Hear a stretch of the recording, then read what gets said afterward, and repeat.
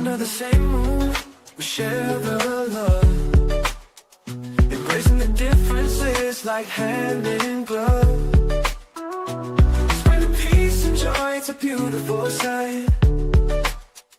Together we shine in each other's light. United we stand in love's pure might. Watching the world share in love and light. Hearts beating one in our peaceful flight. Colors of harmony painting the night. United we stand in love's pure might.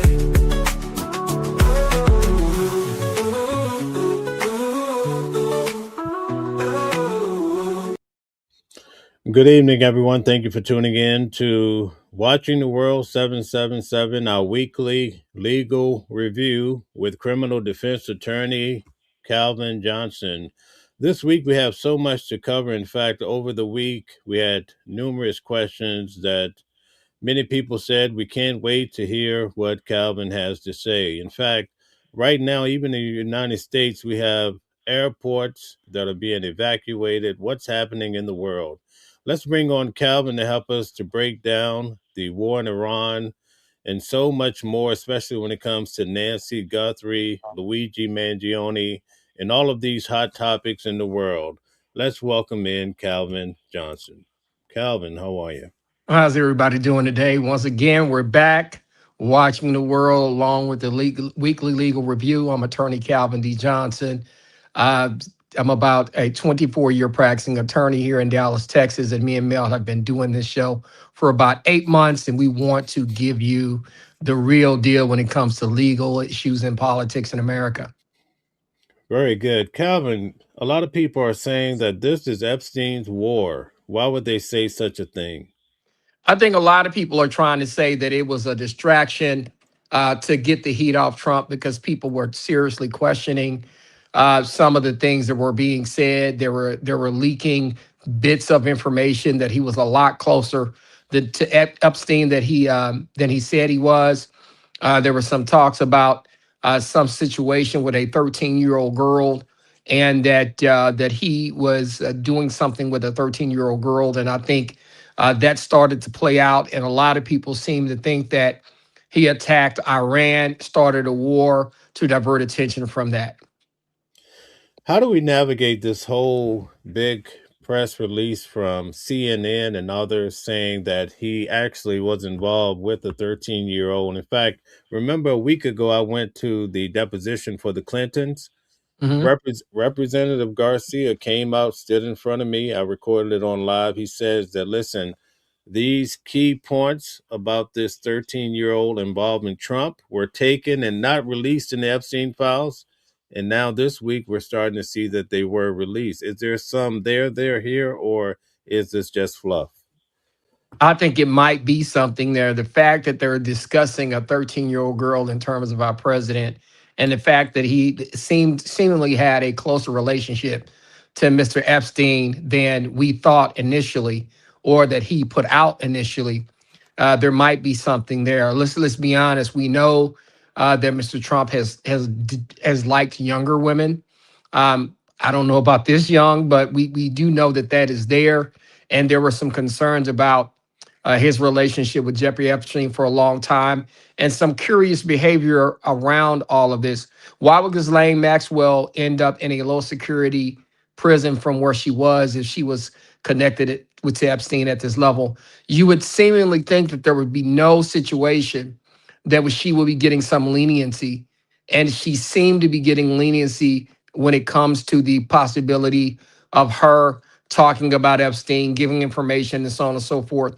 And this president is one of the people that's powerful enough to give her the leeway. And so those are curious things when you look at the situation that make you go, When we look at the Epstein files, we notice that there are a lot of tips that came into the FBI. What makes this different? What escalates this to a higher level? I think the in-depthness of that interaction. There was allegedly information about the interaction, personal information about what actually happened. who introduced this girl to him, all of those types of things, and even an alleged particular sexual act and how even that went. That is a little bit deeper than just somebody saying A, B, and C. They gave inner details about A1, B1, C1, and those are the type of situations when you get more pointed information, you become concerned, and then you raise your eyebrows and say, hey, maybe there is something there. All right, I really want to ask you some really deep questions, but before we get to that point, could you just set the stage by telling everybody who you are? My name is Attorney Calvin D. Johnson. I'm a 24-year practicing criminal defense attorney here in Dallas, Texas. I am licensed in local, state, and federal court. I've been to federal court on a number of occasions on federal cases. I'm in court now. It's funny, on about 3 federal cases as we speak. In addition to that, I have ran my own law office for the past 24 years. I represented Chris Bosh at the NBA draft as one of his personal lawyers. I work for the largest teachers union in the state. I hold degrees in political science and history from Howard Payne University in Brownwood, Texas. And I went to high school in Dallas at the High School for Public Services, Government and Law, the Law Magnet. So when you look at me in terms of my experience for the last 40 years, I've been involved in law, government, and politics for the last 40 years. And so that's where my experience comes from. Okay, very good. Very well said. Now, when it comes to Donald Trump, when he was running for president, we saw a case out of New York where he received 34 felonies. We also Mhm. saw down in Georgia, they were going after his head. We saw individuals take shots at his life, right? These things Mhm. happened. We saw it. Here's the question, though. If Donald Trump had did something nefarious with an underage or something with Epstein, why didn't the Democrats release the files?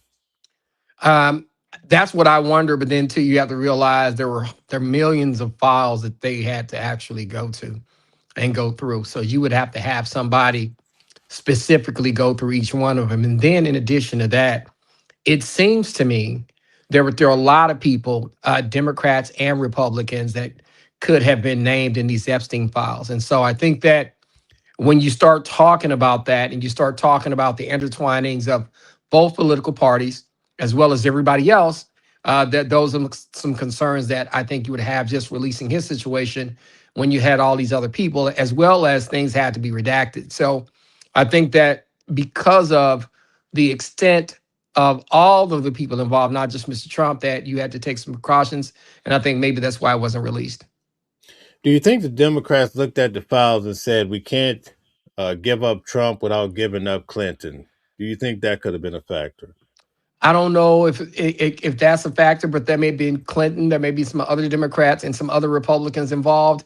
I think that there were a lot of people in both parties that were guilty of this, but I think there were some people that were guilty by association, and there were actually people that were guilty about doing certain things, and I think that's where to be even mentioned in the Epstein files is a bad thing. And then one deeper, if you mention doing something with an underage girl, that's even worse. So I just think there was a lot there, and I think you had to be extremely careful about letting that information out. Donald Trump, as you know, I cover pretty much a lot of the things that he does. In fact, he said basically he's stopped so many wars, in fact, 8 or Hmm. 9. He's trying to solve the issue between Russia and Ukraine, right? Hmm. Yeah. So so why on earth would he go into Iran? A lot of people are saying Bibi Netanyahu went to meet with Donald Trump at Mar-a-Lago and probably convinced him to go to war, and that's why we're here. Do you think that's true? I think it is true. I think Netanyahu has a lot of power over people. I think Netanyahu is very resourceful. And you can't deny that there may be some situations upon which maybe, from what I've heard, the possibility of Israel having some intelligence or BB having some intelligence on Donald Trump that he does not want to be released. And so when you look at that particular situation, there's a number of reasons why going to war with Iran probably happened. And then to be honest with you, the president wants to appear strong. He doesn't want to appear weak. And going into a war with a lesser opponent you could actually look like you were being strong. I am not a fan of going to war with Iran, but with that being said, I think that's probably what happened. I think Netanyahu convinced him into going into there. They made it very clear that the Iranians do not have missiles that can reach the United States land. So, what benefit would it be for us to really go after Iran at this day and time? See, that's the concern that I have outside of terrorist cells potentially. I just think that situation is wrought with danger. We have a lot of allies in the region. You got the Saudis, you got the people in Bahrain, you got Oman, you got other places in that area where we have bases that can be hit from Iran. And then on top of that, not just our bases, but those particular cities themselves, because they have chosen to allow us to have bases there. Iran has in turn turned around and start to strike them. So I think that when you go into war with Iran, and we have a lot of partners and a lot of allies in that area, as well as the financial interweaving of all of those partners, I think that's extremely dangerous, and I don't think that's something we should be doing. All right. Tucker Carlson said that we have this sort of government where there's a higher level that is probably unseen, invisible, and then you have the respective governments to each country. Do you think that's true that we have some hidden? A lot of people try to say Illuminati, that's the way they try to coin it. But do you think something like that could exist in the world? When you talk about people with money, I think that's completely something that could happen. I mean, if you have a lot of money, you can control a lot of things. And I think there may be very influential people that decide what happens because they have a lot of money. And I think when you have a lot of money and you have a lot of access to money, I think you can actually dictate policy. And I don't know if there's an Illuminati, but I think that there are certain individuals that when they speak and when they move and when they put money up and when they make moves, that you got to pay attention to because they control a lot of things that can happen. And then we have a lot of people in this world. I say a lot of people. We have a particular group of people in this world that control a lot of this world's wealth. And so there could be a group of them saying, "Hey, we want this, we want that. That's going to be good for the economy," or "We want this, we want that. It's going to be good for our pockets." Damn the economy. So you have people that could be doing that. So, for the people that are saying that Bibi Netanyahu is manipulating or causing Donald Trump to go after Iran or other places maybe lined up in the future, Donald Trump does not appear like a person that's manipulated. Do you think they're just trying to push a narrative that may not be true? About him being manipulated, I wouldn't say that he is somebody that can't be manipulated. I think that if you tell him somebody is disrespecting him, if somebody says something about him that he does not like, if somebody did something uh, uh, because they thought he was weak, you can manipulate him in those ways to actually go out and do something. I think you got to know what's important to him and hit those areas. But with that being said, when it comes to manipulation, I think that there is a way upon which I think Netanyahu could talk to Mr. Trump to get him to do what he wants to do. A lot of people are saying that Epstein was an agent, perhaps of Israel or some other country. These are some of the rumors that are floating around, and that he was collecting intelligence on prominent individuals. And now that information might be stored in those countries. And that's why we see perhaps even individuals like the prime minister using that as leverage on the president. Do you think that there could be some truth to that? I think there could be, and I think that's where I think a lot of what has happened the last few years is kind of pull the veil off of things. When you look at Mr. Trump in terms of his relationships with Netanyahu and his relationships with Putin and some of the rumors that surround that these people allegedly have inside information on him, you start to wonder why are those relationships different? Why does he tread lightly with certain people and then hammer the road like a giant nail to others? And so I think those things are entirely possible. When you look at Mr. Trump's past and you look at some of these countries and the vast intelligence networks that they have, that could be something that could be very possible. This week in the news, a lot of people started to really push back when it came to Barron Trump, saying that he needs to go be on the front line of the military in Iran because you have all these other young and okay, we lost Calvin, so we're going to wait for him to come back on. Sorry about that, guys. James, I would love to have you come up on the show and let us hear. I understand that you're counsel as well. Would love to hear your position. Okay, Calvin's back. All right, Sorry very about good. that. Sorry about that, y'all. But so So when it comes to burying Trump this week, a lot of people pushing back saying he should be out there frontlining it. What do you think in regards to that? well, that's a conversation that a lot of us like to have, right? When you put your kids out there, when your kids are out there fighting the war, it's different, right?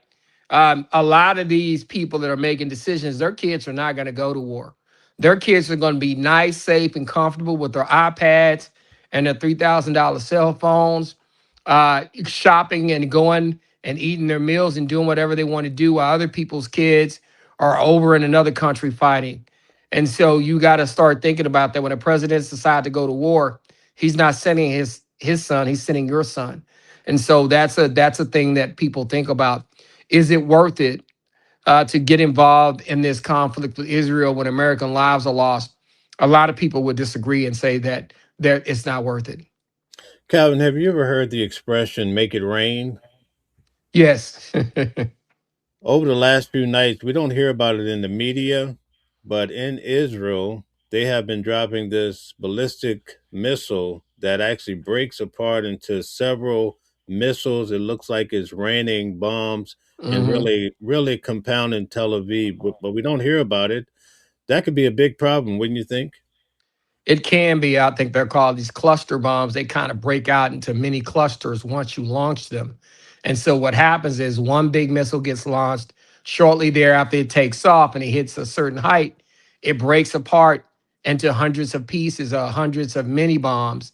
And the air defense systems will not be able to stop those. Those things are going to be huge problems.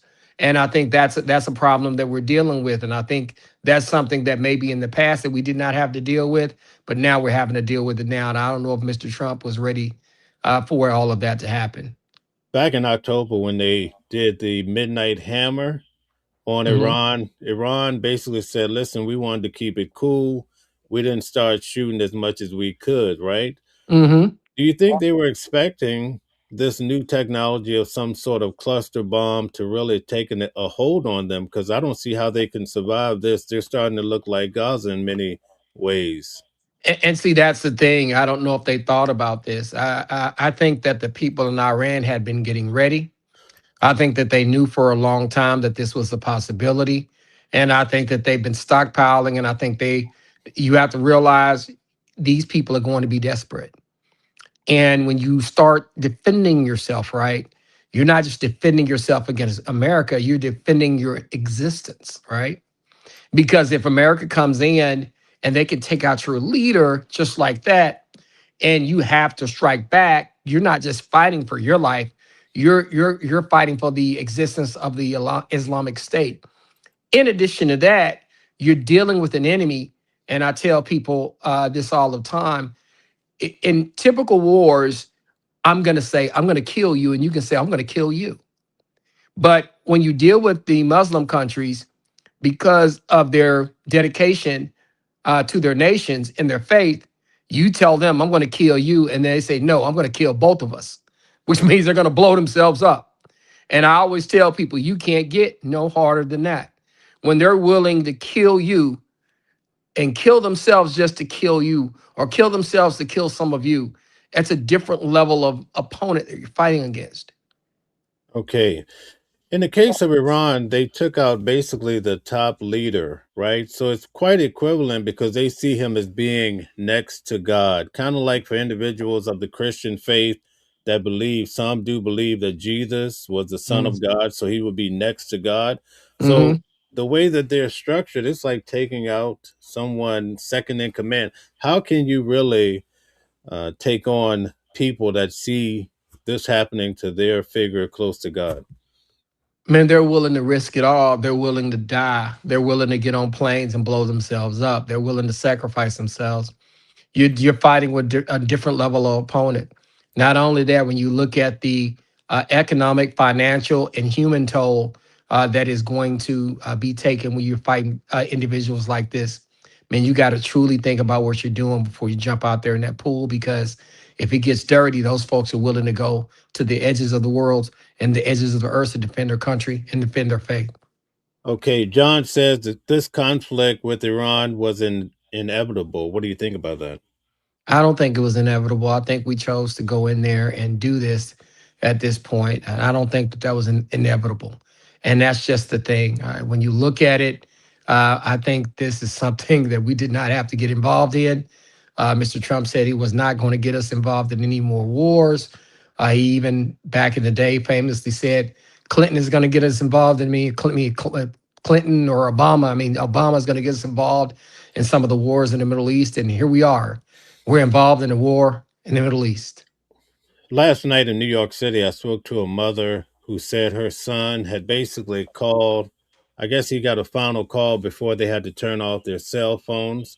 And she was in fear that that could mean, because he couldn't state, I don't even think he really knew, but she felt like they would be boots on the ground. Do you think that's possible?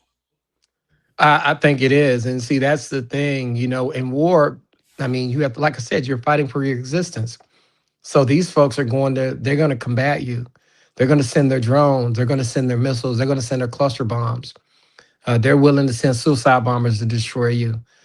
Their whole existence is about this war. And so, it's dangerous. We've lost seven service members. And I try to tell people, of course, I have not been to war. I have not served in the military, but my uncle did. And some of the conversations that we finally had about what happens when you were in that situation, because he did fight in the war and they don't like to talk about it. And I understood why after talking to him. Man, people can lose their lives. You may have to make quick decisions. Sometimes you have to take out people. For instance, you might not just have to take out soldiers. You may have to take out civilians, because sometimes they use those civilians to come after you. And so that war is a different ball game, man. You got to be extremely careful when you decide to go to war, because there's a lot at stake when that happens. What about all the people that Iran was planning to basically kill publicly? And also, you hear about, in fact, the things they do to babies and women. Mhm. Is this warranted? And I don't want to sound cold, but in their country, like we were told by this president that it was America first. We were going to pay attention to our own problems. So why are we going over there getting in their business? I mean, I hate that somebody's getting killed. I hate that somebody's getting hurt. I hate those bad things are happening. But this president told us that he was going to focus on us and we was going to mind our business. And that's not the case anymore. I mean, now we're involved in the war. Oil's burning up. I went to get some gas today. Usually, sometimes I can fill up, 50s, lower 60s. Today was about $75. And so gases went up. And so those are the kind of things that kitchen table issues families are going to start talking about. Listen, if you have a family that has to drive far to work and far home, I mean, you're adding $100, $200, $300 a month in gas by having the prices go up. So you got to think about those things as a president when you decide to get involved in these kind of conflicts. Okay, we'd like to ask everyone to take a moment, hit the like button, share, and subscribe. We thank you for tuning in to our weekly legal review. Thank you very much. So, Calvin, what does this mean as far as gas prices going up, food prices? Is there a way forward? Do you think this is temporary? No, I think it's going to be permanent for a while, at least throughout his next 3 years, because I don't see this conflict ending anytime soon. I think that the death and destruction of a lot of the oil producing countries that are in the middle of this conflict is going to cause gas to go up. And I think there's going to be a while before it can get back down to normal. When you look at Iran hitting Oman, hitting Saudi Arabia, hitting Bahrain, hitting the other areas that are over there, and then you look at Iran itself, which produces a lot of oil, they're being hit constantly to where black smoke is coming down and that the oil allegedly is getting in some of their water supply chain. So when you start talking about things like that, the price of gas is probably going to go up and it's going to be significant and long term. What are your thoughts about all the Americans that were trapped, maybe in Dubai and all these other places on vacation? That's very sad. I knew somebody through one of my bail bondsmen. One of her relatives was had saved a lot of money to go on this particular trip, and then she gets over there, and then the attack happens and they get trapped and they can't go anywhere and they can't do anything. It's very, very sad, very, very, very sad. Even the Iranian people talk about how cruel and how bitter some of these individuals could be. In fact, some are saying they're happy about the action and they actually grew up there. Could that tell us that the United States is doing a great deed? Well, I understand what they're saying, and the United States may be doing a great deed in their eyes, but is it, once again, is it our business to be over there? Is there a quick way in and quick way out if we do go over there? Those are the types of things that you got to think about and got to discuss. Okay, I think you mentioned as a Christian, do you think that a lot of this stems to the Bible as far as Israel? I think it does, but I also think that Netanyahu, in terms of how he conducts himself, I think you have to be extremely careful with him. And then when it comes to Mr. Trump, I think you have to be extremely careful with him. Um, and I don't want to seem like I'm questioning his faith, but his faith seems to be one out of necessity, not actual faith. Don't get me wrong. I just think that in his situation, we know that the so-called American Christians or Christian nationalists, um, they really flock to him. I think he knows he has a audience there, and I think he will do what they want him to do in the name of religion and in the name of allegedly Christ. But there are a lot of people in this country that don't think what Christian nationalism is actually the faith of Jesus Christ and Christ himself. So I just don't know about all that. That's going to be extremely interesting. Some people are talking about the frustration that Congress is not involved in any of this decision making. Do you think that could be a big problem? I think it is. And I think we're supposed to have checks and balances. And I think the Republican Party is afraid to stand up to him. It seems like a lot of them are just decided to leave Congress as opposed to trying to stand up to him. That's the thing that is not supposed to happen. Congress is supposed to be a check and balance to his power. But it seems to me that in that particular party at this time, there are not enough strong voices that are willing to stand up. And I think that is going to be of high concern moving forward. Do you honestly think that the president of the United States is above the law? I think he is. I just think he is. A lot of people will say, oh, no, he's Trump being Trump and this. Nah, I think he feels like he's above the law. Think about it. When you get a Supreme Court decision, something comes down and they tell him he can't do something, he goes and does it anyway. When somebody tells him he can't do something, he goes and does it anyway. When a court tells him he can't do something, he goes and does it anyway. If Congress says, "Hey, don't do this," we came out with this. We have a law that says you have to turn this over. He directs his people to say, "No, we're not going to do that. We're not going to do that anyway." And that's another thing when you think about it. This president in particular has acted like that they're disrespecting him by ruling against them as opposed to actually listening to the ruling and the rule of law and saying, hey, if they say I can't do it, I won't do it. He's just not doing that. He's completely saying, I'm going to do whatever I want to do. And if you rule against me, you're wrong and you're un-American. All right. Isn't the concept, or at least the belief system in regards to Islam, more of a apocalypse? I think it could be. But I think that when you look at that, some of them will disagree with you on that. It just depends on how you look at Islam as a religion.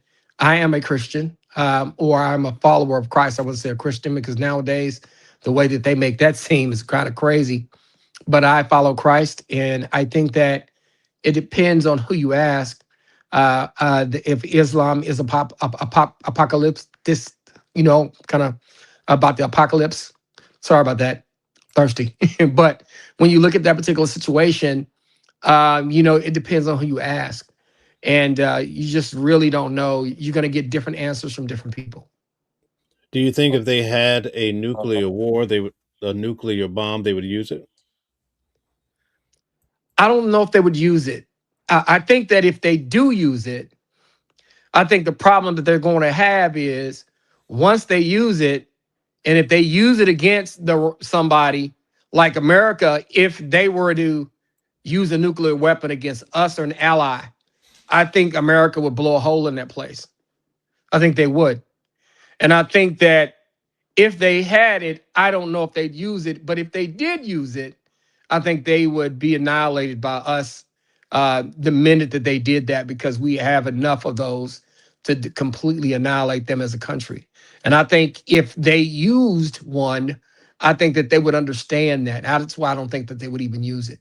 But with that being said, you want to keep it out of their hands. You don't even want to go through that question, because if they did use it, that could be a problem.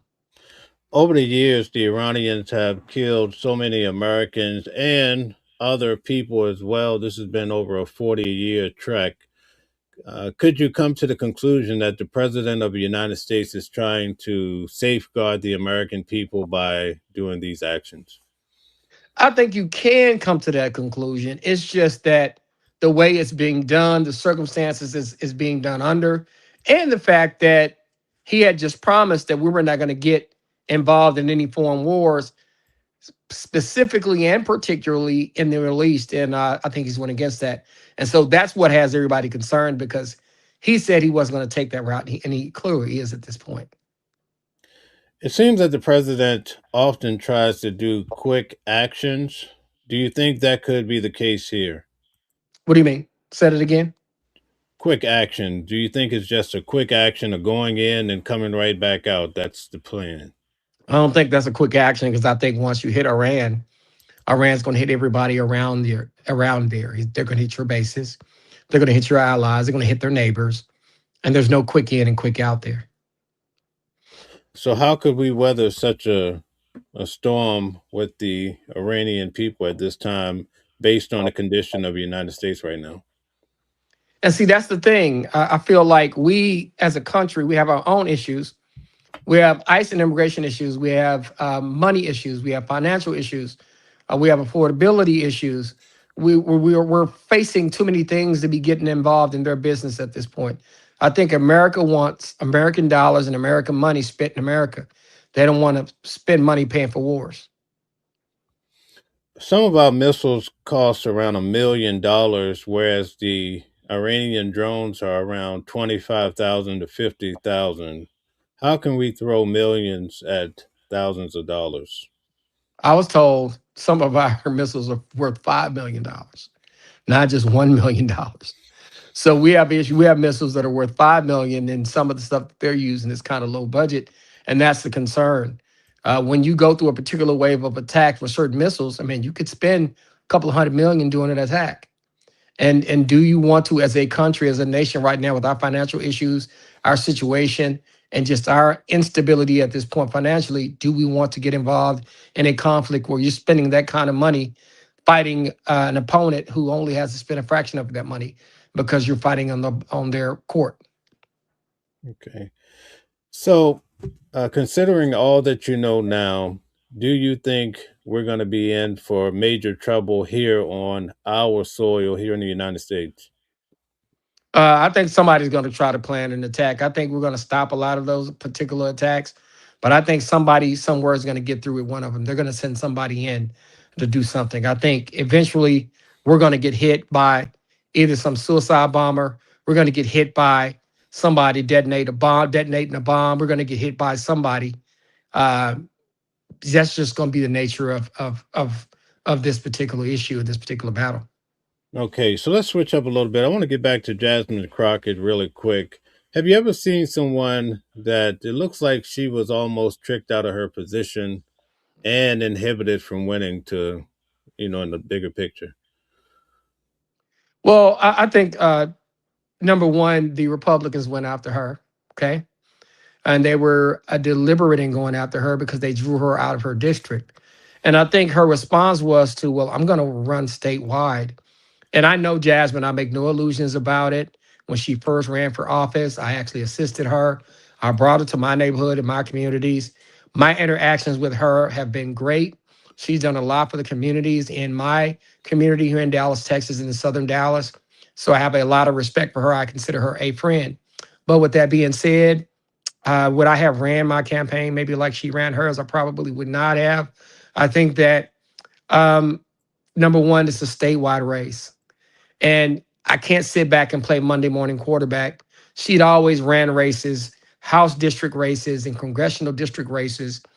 And I don't, I know she did not have to run for a statewide office or a statewide election.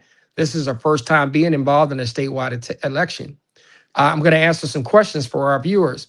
How many counties do you think that a place like Texas has? Mel, take a guess. How many counties? Yeah, I'd say 40. no. They have 250 plus counties. Wow. I want you to think about that for a minute. They have over 250 different counties in the state of Texas. And that's a lot of counties when you're running a statewide election. There are more African American voters in the state of Texas than any other state in the United States. There are more counties in Texas than any other state in America.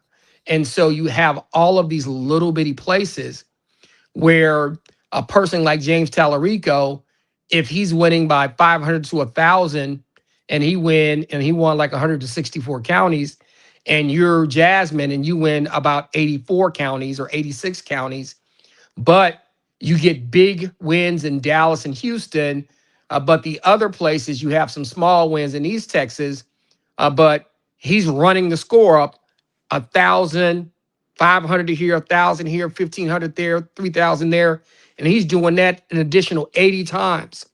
Where you're coming to a place like Dallas and you're winning Dallas by 40 or 50,000 votes, you win in Houston by 30 or 40,000 votes. You needed to win Houston by 90,000. You needed to win Dallas by 80 or 90,000. You needed to win Tarrant and Fort Bend County by 40,000 or 50,000 votes so that you can be competitive statewide. And I think that because she was a national figure, I think she probably thought that her name recognition would get her a lot more votes than it did. But with Mr. Tallarico, Tallarico is big in San Antonio. He's big close to the Capitol. He's big down in the Valley. He's big down in South Texas. And he was getting really, really, really nice margins multiple times in multiple counties. And I think there was maybe an illusion that Jasmine would compete more for the Hispanic vote, and she did compete somewhat, but not to the levels that maybe she would have liked. And then she lost white liberals 61% to 29%. So they 2-for-1 went for Mr. Tallarico, and I think that may have been a bit of a surprise for her. I think she probably thought that her being a woman, being a Black woman, I think she thought she would get more of that vote. But with that being said, I think that there is a blind spot when it comes to doing either a national election or a statewide election. When it comes to our Black women, I think they are great. I think that they are strong. I think that they have a lot of wisdom. I think that they are extremely educated.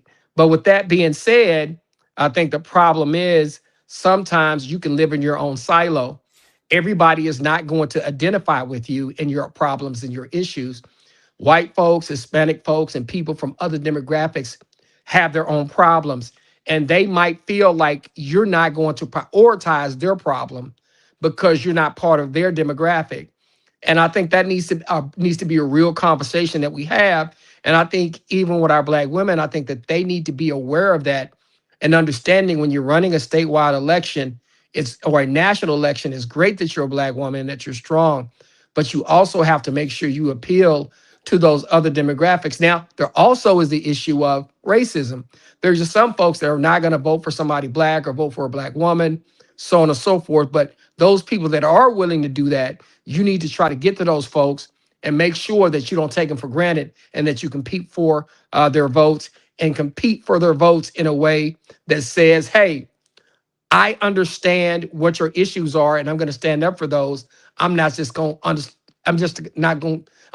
to stand up for my group and forget you. And I think sometimes that may be a little myopic and living in a little bit of a silo that because you're a strong black woman that people are going to vote for you. No, they have their own issues and they will identify with other people, other candidates. And I think we need to be aware of that. So there's the whole deal with 7 p.m. and she said basically she was shafted. Could you shine some light on that for us? Let me explain something to you. For the last 30 or 40 years, the elections in Texas, you could vote anywhere in the Dallas area, in the county. So let's say I live in South Dallas and I happen to be at work in North Dallas, and I don't want to, I might not make it all the way home on time. I can just go to a polling place in North Dallas. Now, early voting, you can vote anywhere. But on election day, you had to vote in your precinct. So as opposed to being able to drive anywhere in the county, and let's say I get stuck in traffic and it's 35 minutes to get to my precinct. In the past, I could stop anywhere. I could stop somewhere 5 minutes away and vote. Just give them my license and tell them who I am. And they would look me up. They'd be able to type it up and pull it up, and I'll be able to vote. And they'd get me my ballot, and I'll be able to vote. Well, this time they made precincts. And then you had a lot of people that did not even understand that they had to vote in their precinct. So they would show up and try to go vote somewhere else and realize you can't vote there. You got to go to your precinct. And a lot of them sometimes didn't know where their precinct location was. And there was not clear delineation of where those precincts were for particular people. So you could live next door to somebody a few houses down, and their precinct may be one place and your precinct can be another. And so people were getting pushed to multiple different places and they didn't know where to vote. And I think that was a situation upon which the Republicans in Texas, they set it up this way because they know we would get confused.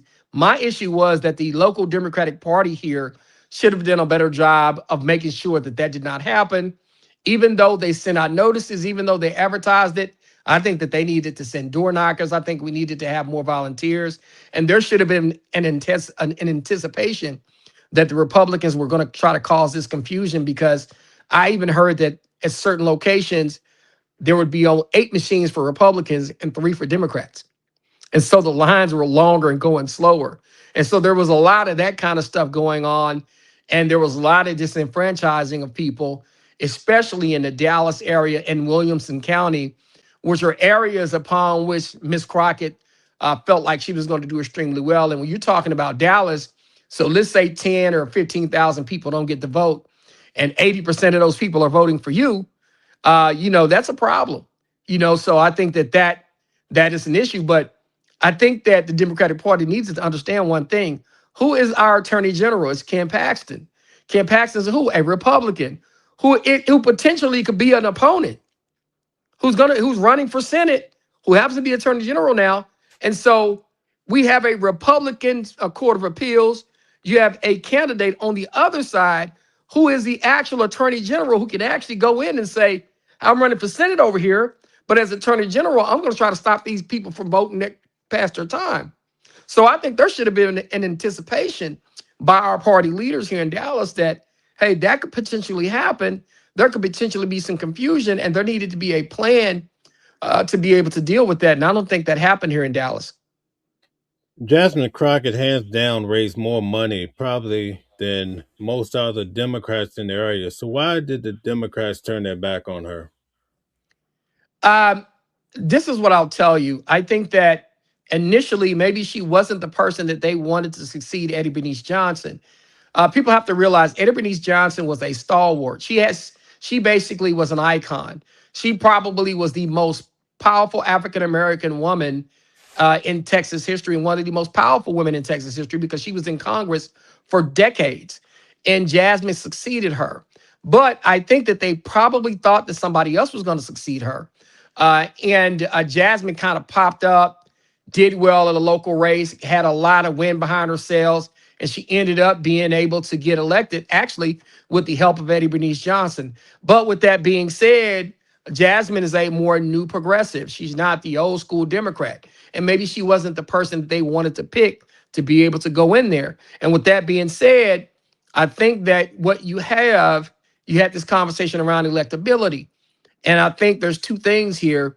A lot of people view that as, we're good enough to vote for you as Black people, as Black women. We're the most loyal to you.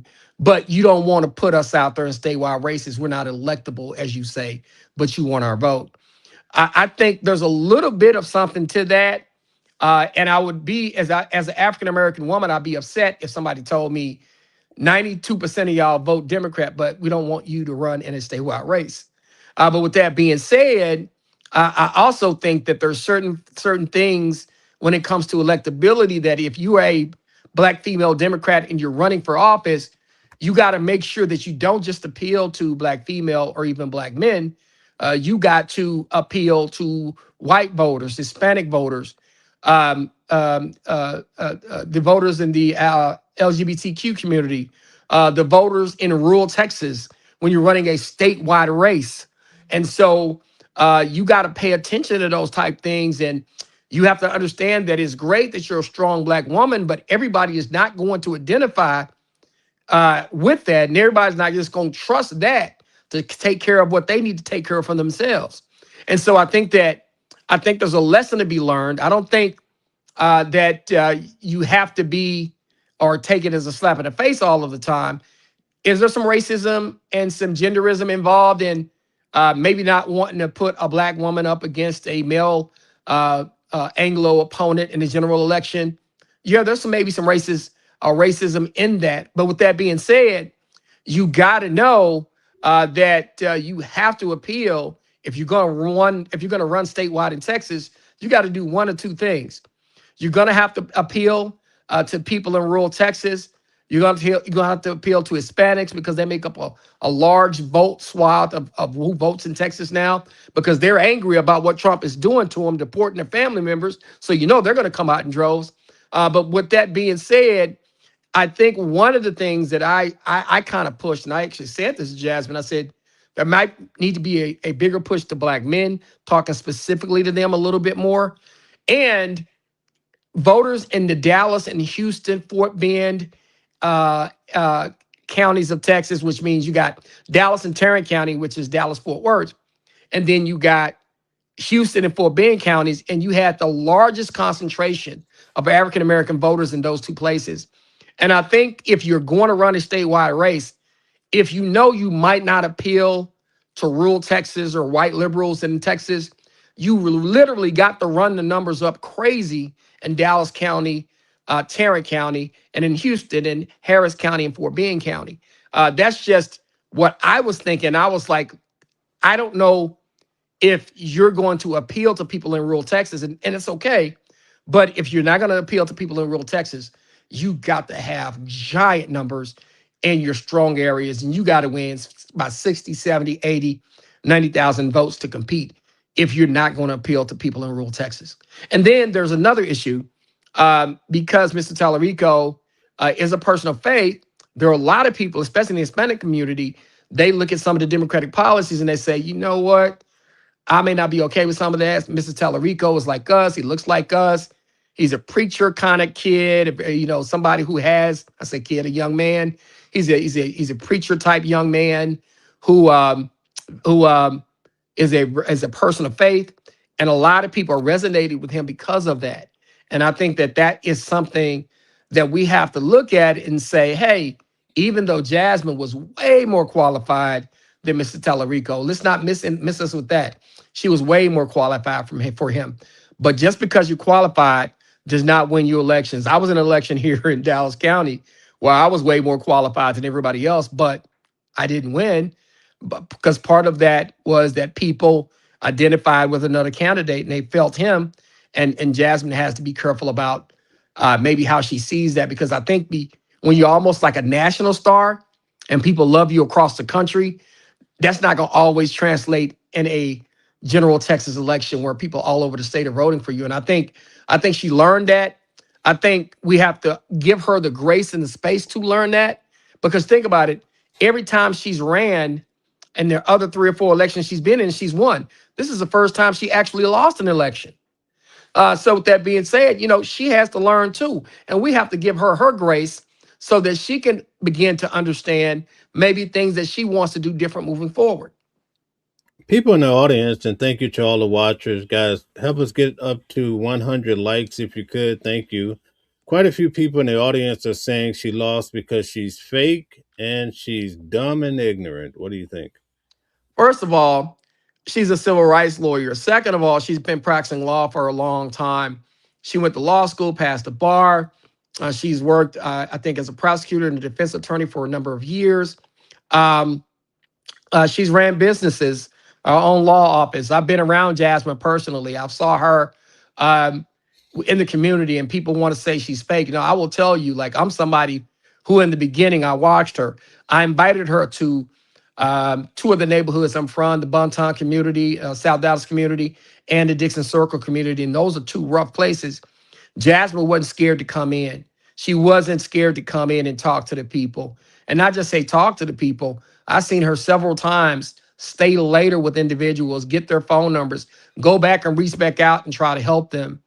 She came to communities that a lot of politicians that I had been in Dallas with for years who've been elected will not come to. And so she won her elections because she actually came down, talked to the people, helped the people. She got money for Fair Park. She got $3 million to renovate Martin Luther King Center, which was in woeful disrepair, and people for years did nothing about it. She actually did something about it. So when people say, oh, she's dumb, she's stupid, she's fake, no, I've seen her genuineness. I've dealt with her. That's why I supported her, because I said, you know what? You came to one of my events where we gave away bicycles. She immediately came to another neighborhood of mine, gave away bicycles and bicycle hats so that these kids can ride, and did an event with us on short notice. And I saw her with people, talking to people, engaging with people. So when you say somebody's fake, I don't buy that. I've been around Jasmine. I know she's a real one. You may not like her. You might not like her style. But in terms of dealing with people, in my experience, she did a great job of that, and she continues to do so when she comes to the Dallas area. I think in popular circles, it's not cool, it's not attractive to like Trump, but I think a lot of people speak negatively about him. But I think on the low key, I think a lot of people actually like Trump. I think they trust him because they feel like the guy, whether you like him or not, he speaks his mind. Whereas some presidents we don't even hear, we got to kind of try to figure it out. So, with that being said, do you think it's wise for Democrats, if they're going to try to beat Trump, to talk about him negative all the time? I think you have to do more than that. I think, and I said this before when Kamala Harris ran, I had a lot of people disagree with me. I said, you can talk about Trump all day, but you got to start at some point telling us what you're going to do. You have to let us know who you are. You got to let us know, in this situation, I'm going to do A, B, C, D, and E, and F. And you can't just say, hey, Trump's bad. I'm not Trump. Vote for me. That's not going to work all of the time. Some people may say, yeah, Trump may appear to be bad, but what are you going to do? What are you going to do different? How are you going to help us? How are you going to do something in this situation that's going to be or go in a direction that I would want to go into, as opposed to, hey, Trump is bad. Don't like Trump. Trump lies. Trump does stuff with Epstein. Just vote for me. No, it's not going to fly.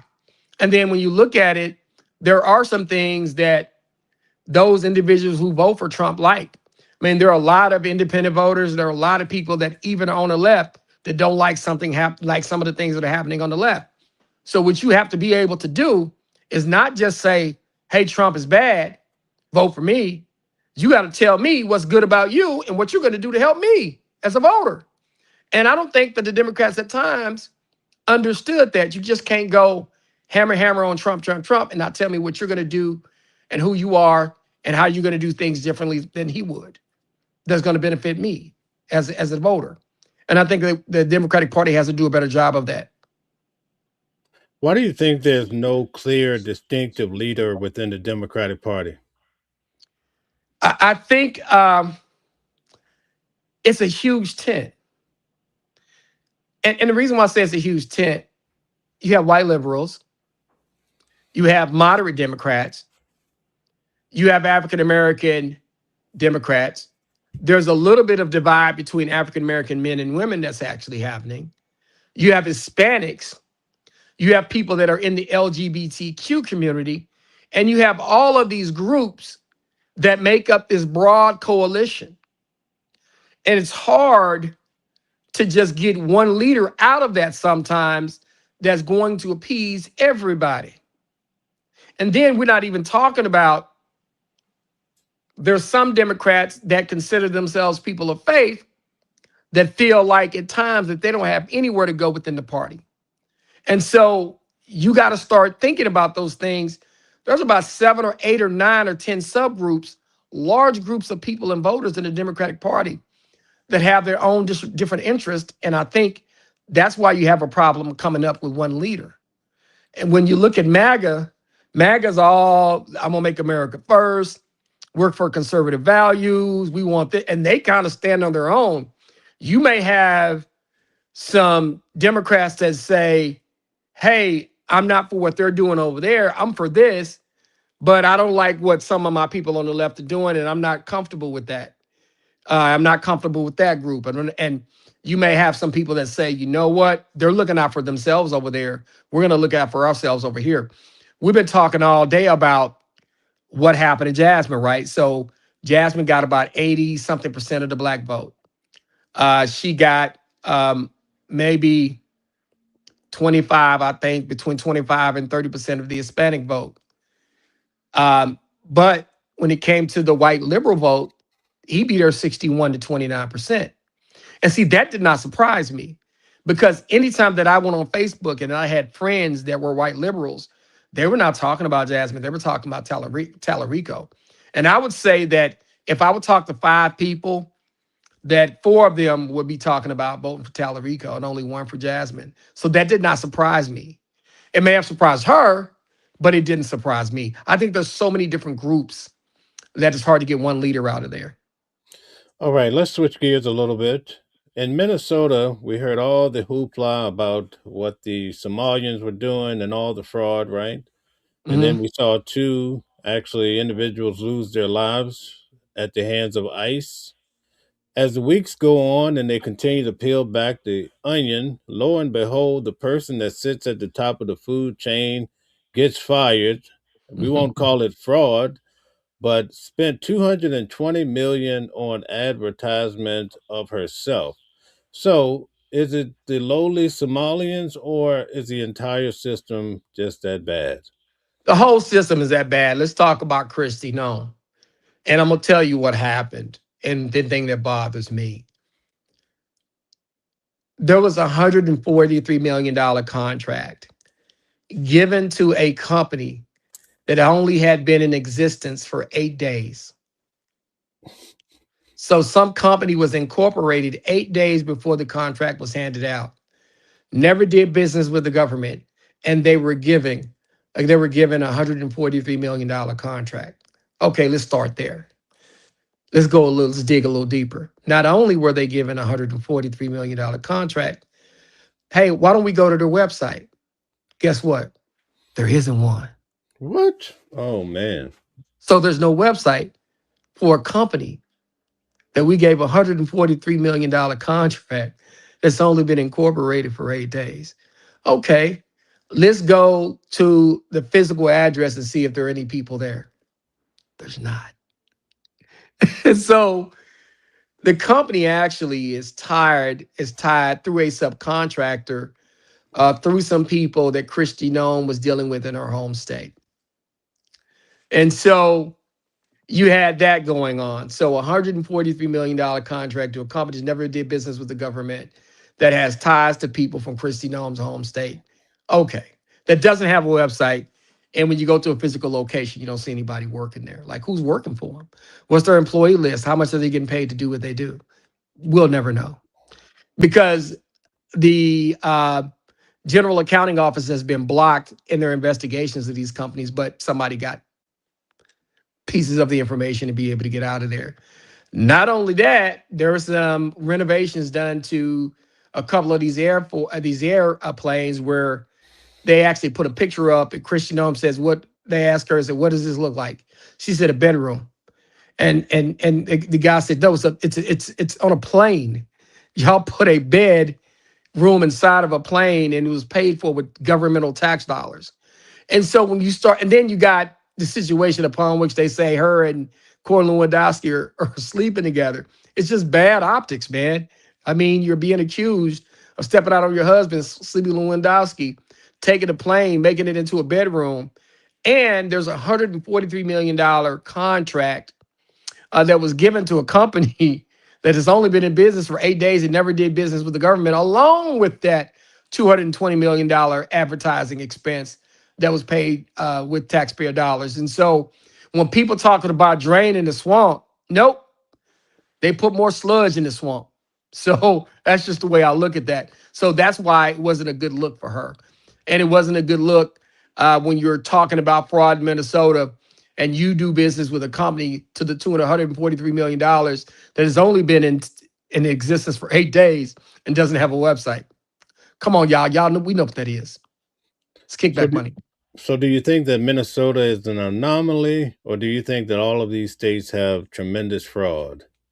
I think there's some fraud in government. I think there's a lot of fraud out there. I think that there needs to be more attention be paid to the fraud that exists, but I don't think that either party is going to do anything about it. Because one thing that I've read and what I've understood, a lot of these senators, they go in and they may be worth 800,000, $500,000 when they get in there. Then 4 to 6 to 8 years later, all of a sudden they're worth what, 20, 30, $40 million in an 8 year to 12 year span. And y'all know what that is. It has to be something. Now, of course, some of the money you make is legitimate because you're a senator, you're pretty popular. Maybe you get $3 or $4 million, $5 million a year, man. But to go from being worth 500,000 when you became a senator, and then now you're worth 35, $40 million 8 years in, something's going on there. And we have to start being honest about that. It's not just the Democrats, it's the Republicans, it's all of them. They are not with us. They are defrauding all of us. And while we argue along party lines, they they take money along financial lines and just screw us all over. And we need to start realizing that. Okay. What do you think in regards to Newsom becoming the president of the United States potentially when Skid Row exists? I don't know if that's going to be a good look. I don't know about Gavin Newsom. I don't think that some parts of America is going to vote for him. I don't think a lot of people look at California as a beacon, a ray of sunshine, to be the exhibit of who will take care of America, right? So I think that is something that we got to look at. I don't know about people voting for him. And somebody said, "You're alone. God will take care of these corrupt politicians and judges too." Hey, I get that. God will, but at the same time, we must do what we can before He will do what He will. So I had somebody tell me that in church. Do what you can before He will do what He will. So we still have some um, some responsibility here. Somebody said, Noam lost her job. How about Waltz? Hey, I wasn't a big Tim Waltz guy.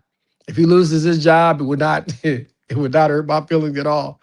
But Noam needed to lose her job. It was her performance on Capitol Hill was terrible. And I think Trump saw it. You know, Trump's all about winning and look bad. So California, Minnesota is bad about fraud. Yep, California, Minnesota, they have their issues. So I don't know about Gavin Newsom being president. All right. So take a moment for all the new people here. We have close to 700 people. Tell everyone who you are and what you do. My name is Attorney Calvin D. Johnson. I'm a 24-year practicing attorney. I do state, local, and federal criminal defense. I am licensed in various federal courts across the state of Texas, and I've done a lot of federal cases before. I'm a former Dallas City Council candidate. I went to Howard Payne University in Brownwood, Texas. I hold a dual degree in political science and history, as well as I went to the High School for Public Services and Government and Law. So at 14 years old, 13 years old, we were studying politics. So I'm actually about 53 years old now. So I literally have been involved in politics, government, and the legal world for the last 40 years. I've been practicing an attorney for the last 24 years. And I do a lot of stuff in the community. So That's who I am. I can be reached several ways. My phone number is 214-565-5600. My email is attorneycalvindjohnson@gmail.com. And the great website, which I always refer to, is theywon'tletmeout.com. And so that's my website. So that's how you can get in touch with me. Thank you very much for sharing that. I want to talk a little bit about Don Lemon. Um, they are really trying to put the screws to him. Do you think it's fair, based on what you know about this case? They're trying to say that he colluded, he conspired with these individuals to go and protest when he says, "Oh, I just basically went to cover the story." I think that I think they're going a little too far in one sense, but I also think that when he went into that church and they told him they wanted him to leave, you got to get up out their church. Like when they're in there, and when you're in a church, most churches have an open door policy, right? But once they tell you you're not wanted and you got to go, you got to go. And I think to go in there to continue to protest doing church services, I don't think that was smart.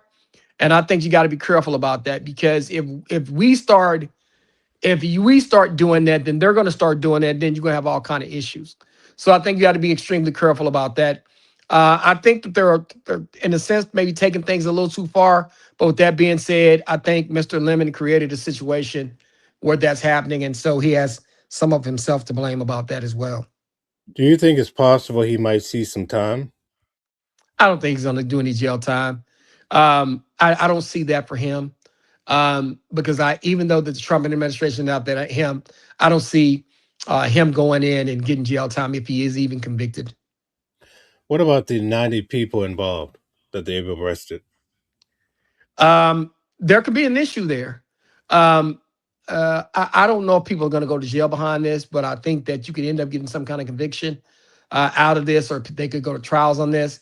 But I just don't think it was very smart to go into a religious institution and protest. And when they ask you to leave, stay there. That's the problem I had. You can go protest, but when they tell you to leave, you got to go. And I think when they didn't leave and they continued to stay there, I think that's where the problem was. All right. Could you check out the comment here? Remind you, there was a church that was shot up recently. Once again, that's why you got to be extremely careful. You got these people protesting, people walking into churches. When they don't want you there, you got to go. And so that's why I'm big on that. And I'm a person of faith, man. If you come to my church and we tell you, hey, you're not wanted here, it's time for you to go, you got to go. That's just that. And I think that's where the problem is. I don't think he'll do any serious jail time, though. So the same administration that pardoned the January 6 individuals is Mhm. finding a lot wrong with what happened in regards to the church. Do you think it's because of the First Amendment in regards to the religious practices? I think it's part of it is religion, and I think part of it is politics.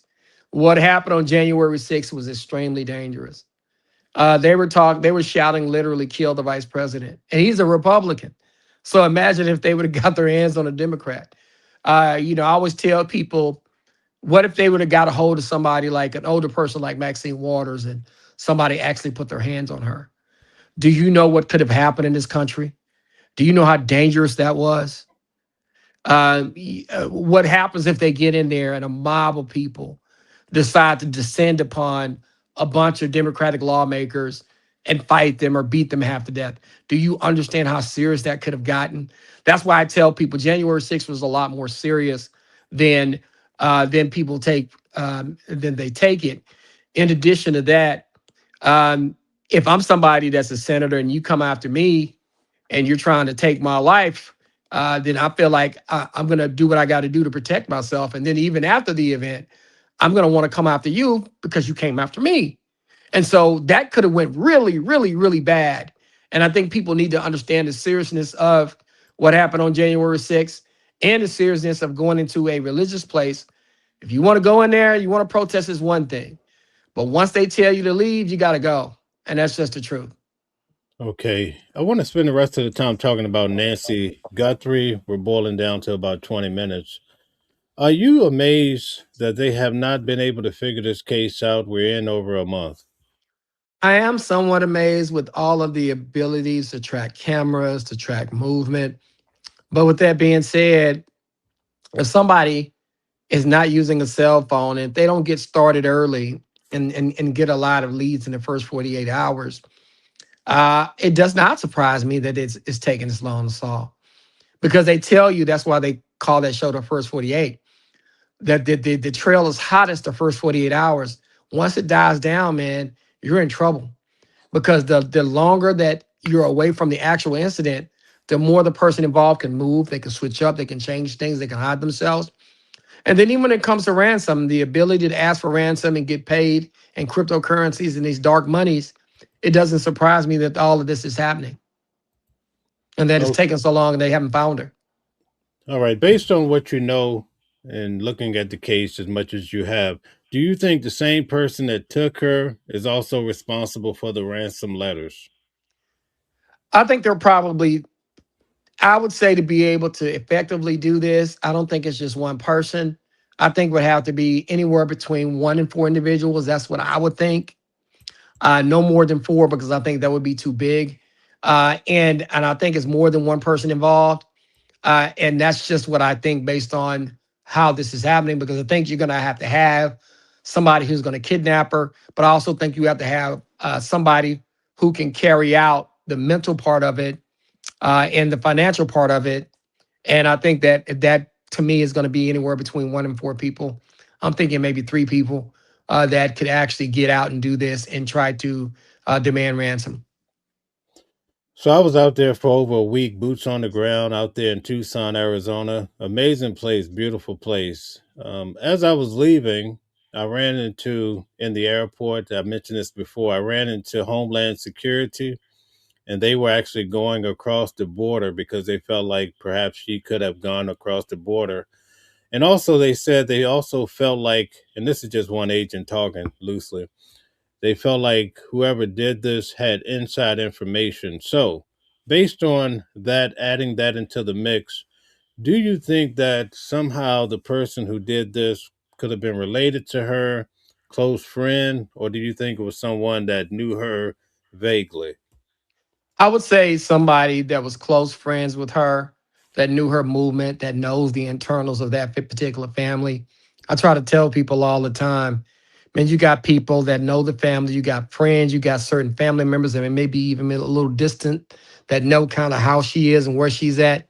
But then you also got to think about, you got yard men, you got housekeepers, you got people that do repairs. Man, that's a lot of people that you can look at that could potentially get in there and do something.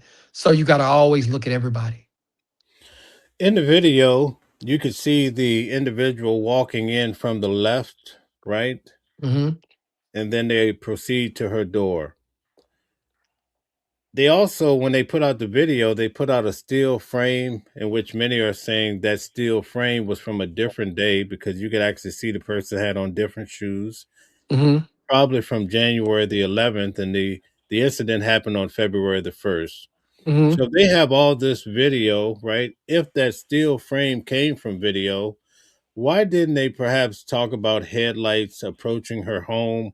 Why don't we have any type of video or pictures of a vehicle, being that this is the feds, the FBI, the highest level? Well, it just depends. Every place doesn't have flock cameras. And then you also have to realize, some people are starting to realize that those flock cameras and all of the surveillance is there. And so there's ways to defeat that. I've heard that you can spray something on your license plate to keep your license plate from being read. Some people take their plates off their car.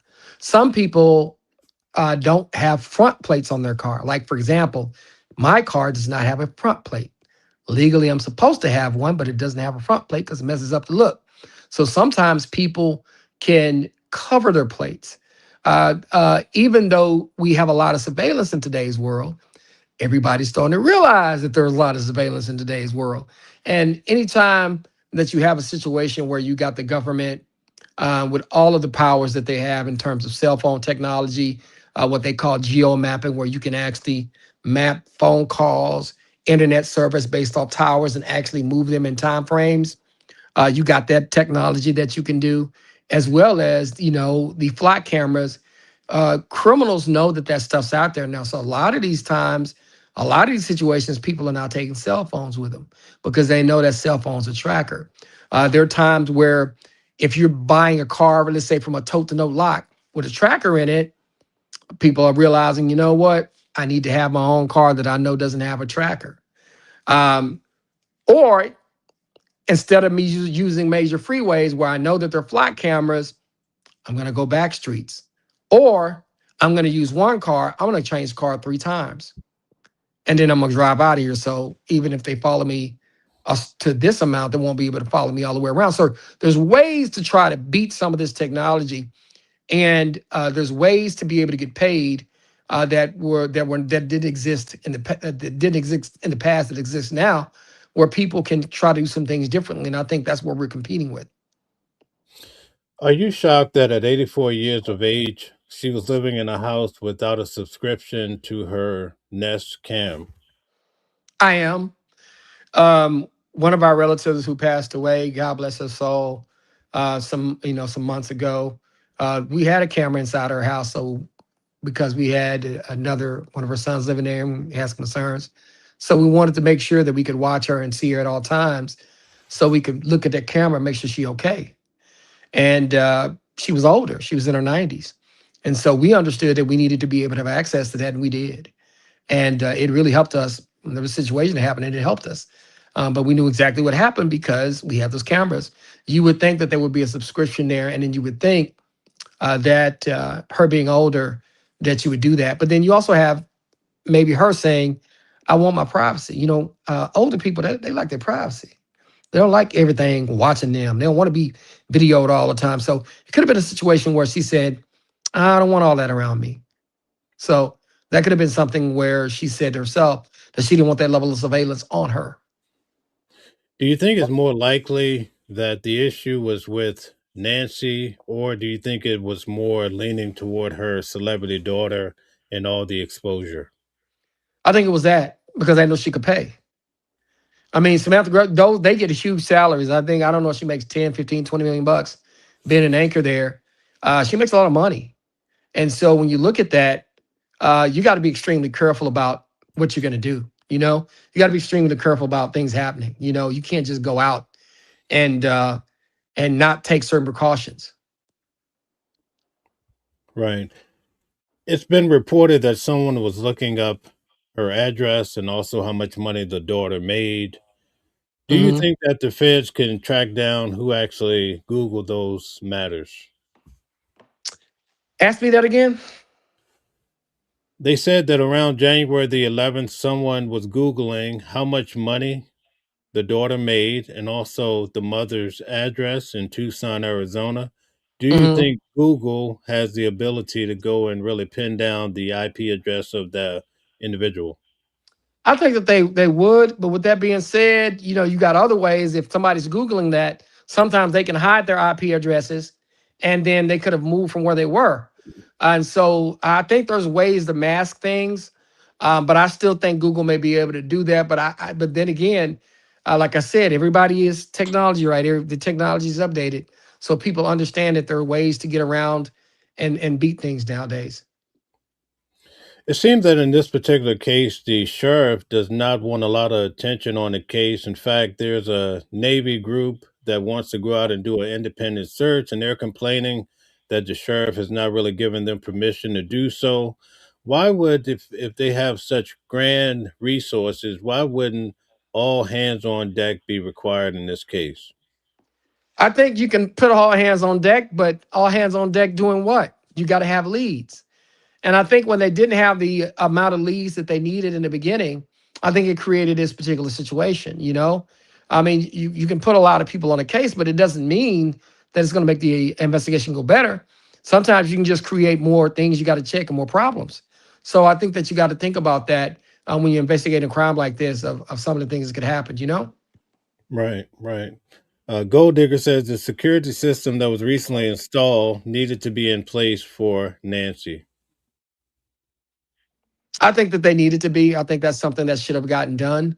I think I think when you have somebody like that, a mother, an elderly person, you got to put precautions in to make sure you protect them. I remember when my grandmother was getting older, We had a lot of people calling the phone.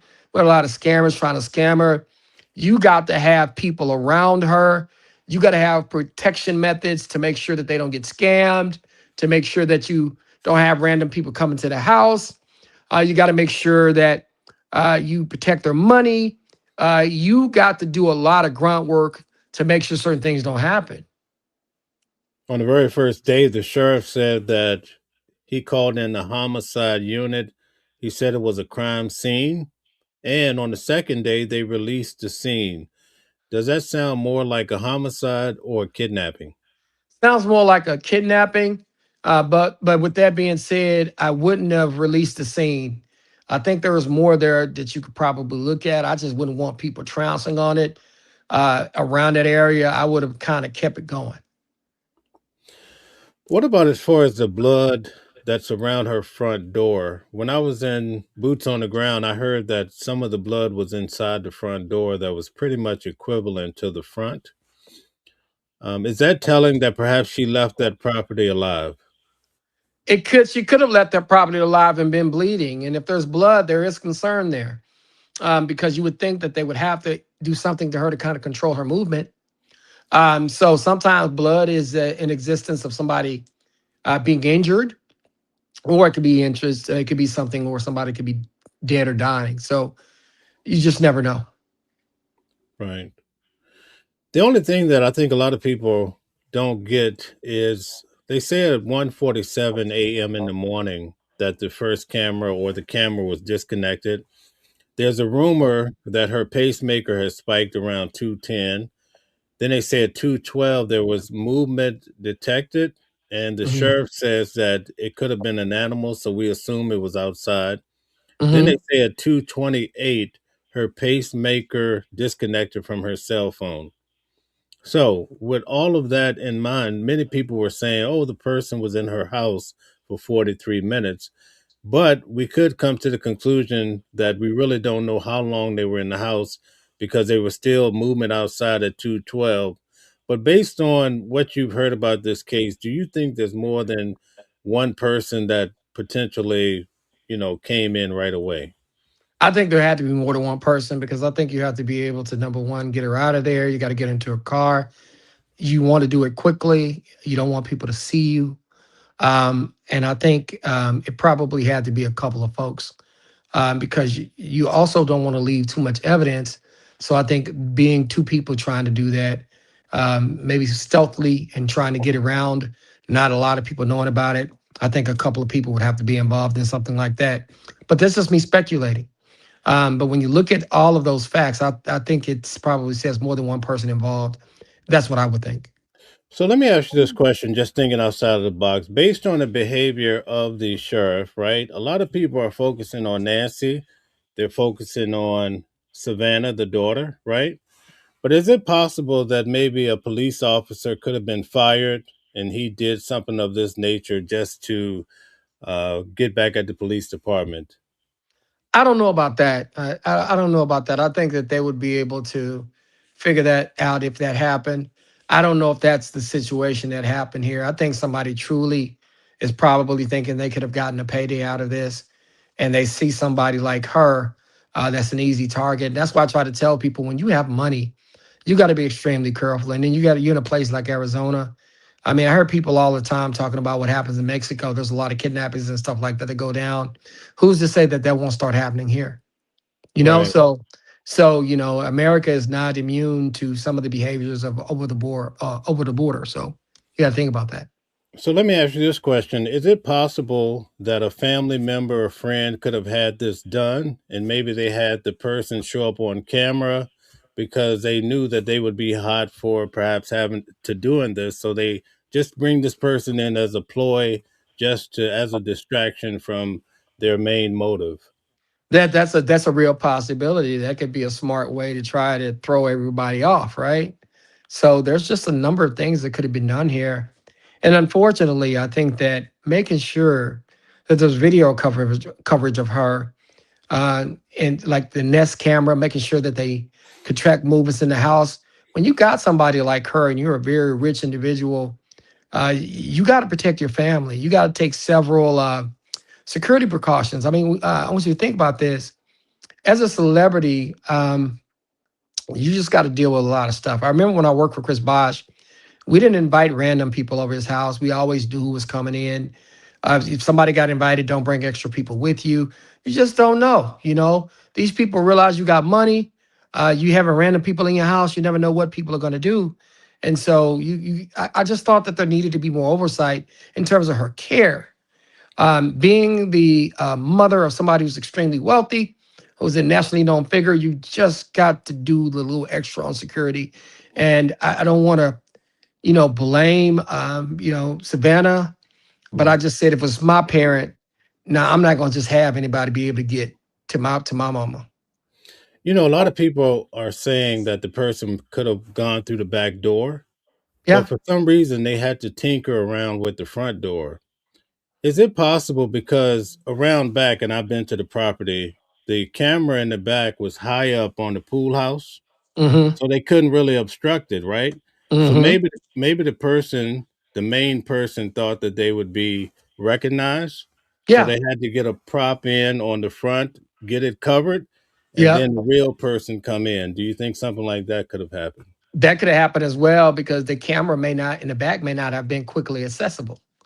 So let's say somebody is watching that camera and I got to get up there and pull it down. And by the time I pull it down, I'm caught. That front camera, you can go seconds. It's over. Spray paint that joker, pull it down, put your hand over it, cover it up. You can do that in seconds. Is it possible the guy on the camera in the front was deliberately being dramatic as a distraction from maybe a greater source? He could be. Like I told you, in this situation, there's a way to go at that upon which you might be able to do some things a lot differently to be able to try to get in that place and create this situation where you can actually kidnap that lady from her location. Okay.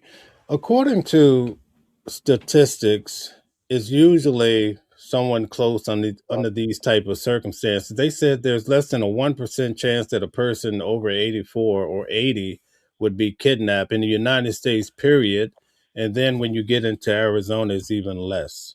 So, um, you think the feds are ever going to be able to solve this? I think they're gonna have a hard time solving it.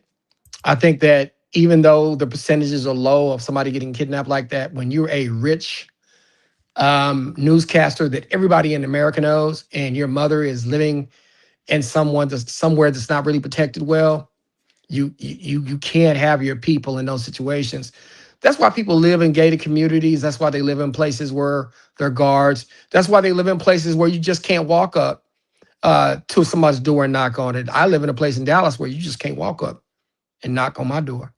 It's not going to happen. And see, because you got to understand that I'm in a profession. I got to be careful.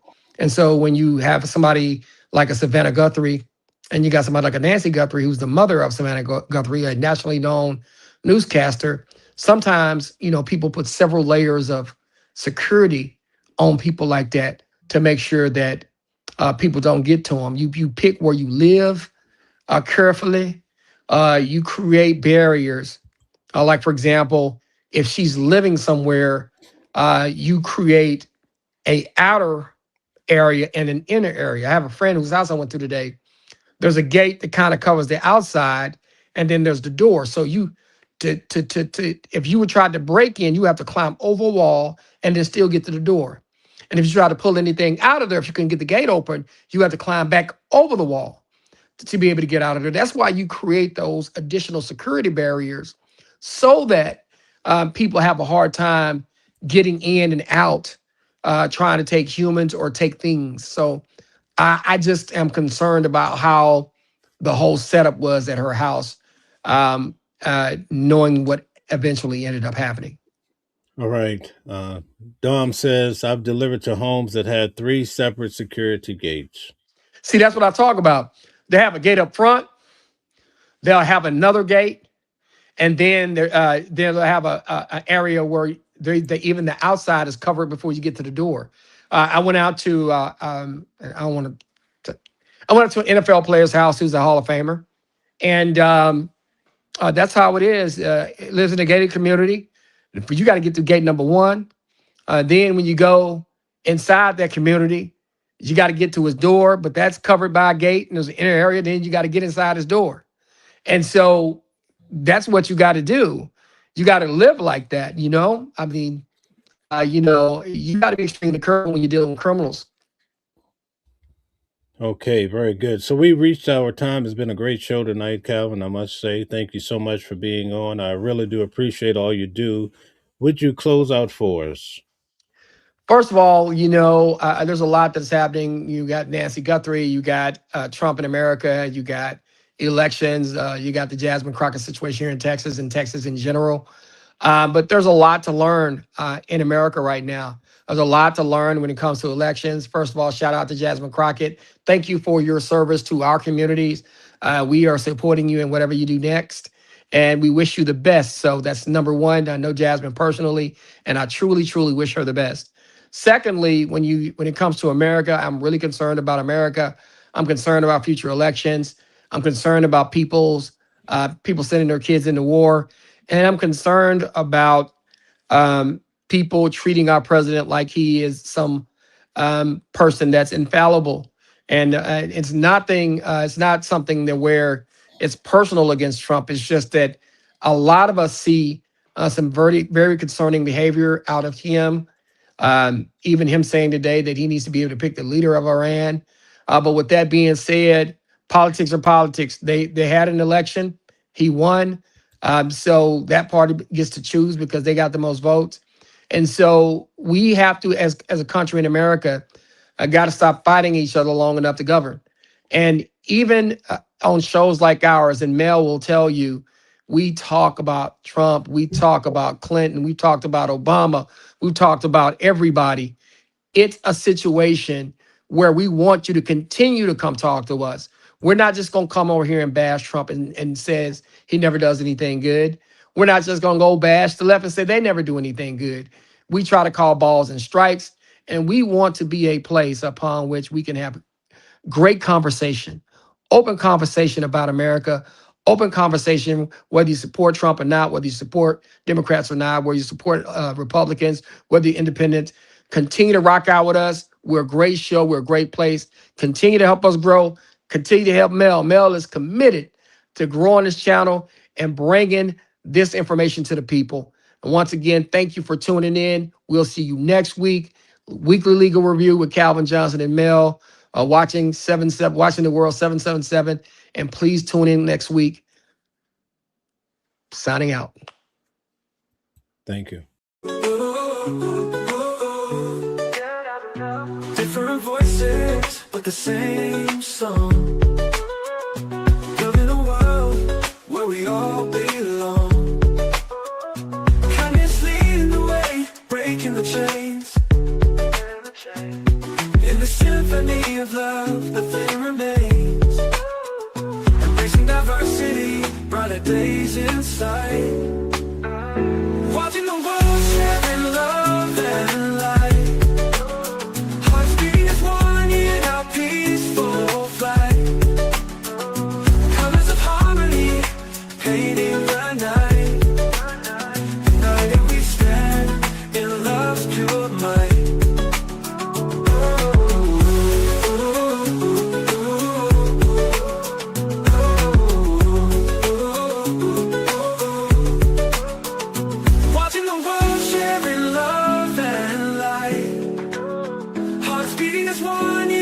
Peaceful flight, the colors of harmony, painting the